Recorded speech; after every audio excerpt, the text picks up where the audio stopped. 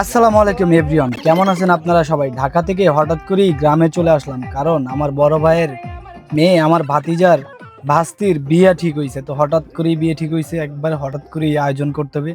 যাই হোক, কালকে বিয়ে, তো আজকে আমরা এদিকে বাড়িঘর পরিষ্কার করতেছি। আর আমার যে ছোট্ট ঘরটি দেখতেছেন, এটা শুধু আমার আম্মু একা থাকে, সেজন্য এইভাবে করে বানানো। আমরা নদীর ওপারে বড় করে ঘর করতেছি, তো সেটাও দেখাবো আপনাদেরকে সামনের ভিডিওতে। তো এদিকে দেখতে পারতেছেন যে বিয়ে লাগা মানে বাড়ির ছেলেপেলেরা সবচেয়ে বেশি আনন্দিত এবং কি খুশি। সবচেয়ে বেশি যদি এই বিয়েতে হেল্প করে থাকে, সেটা হলো আমার মামাতো ভাই রাকিব। রাকিবের অবদান অনেকটাই। রাকিব ভাই, ফেসিয়াল করি। হ্যাঁ? ফেসিয়াল। আমরা তো অনেক ফর্সা, তারপরে তুমি কি করছো? আমরা ফেসিয়াল। তুমি?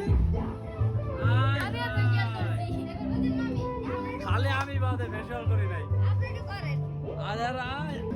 তো চলেন সামনে আরো কিছু দেখাই। যেহেতু বিয়ে বাড়ির জিনিস অনেক কিছু দেখার আছে, দেখবেন যে পোলাপান কিভাবে নাচে।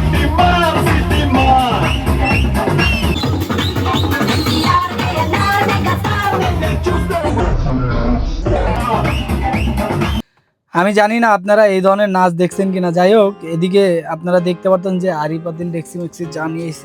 আসলে ঢাকা থেকে এসে রেস্ট করার আর কোনো সময় নেই, কারণ বিয়ে বাড়িতে অনেক কাজ। আর এখানে শুধু আমি আর আমার বড় ভাই আছি। এদিকে ঢাকা থেকে আমার ছোট ভাই আজকে আসতেছে, ও এখনো এসে পোষায় নেই। তারপরে আমার বড় বোনরা আসতেছে, আমার মেজ বোন আসতেছে। আসলে যত আত্মীয় স্বজন দূর দূরান্তে আছে, সবাই কিন্তু চলে আসতেছে এই বিয়ের জন্য। আসলে এই বিয়েটা কিন্তু একেবারে হঠাৎ করেই হয়েছে।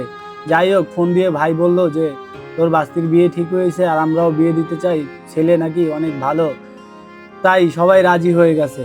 তো ইতিমধ্যে দেখতে পারতেছেন যে আমার মেজ বোন কিন্তু রাজশাহী চাঁপাইনবাবগঞ্জ থেকে চলে আসছে।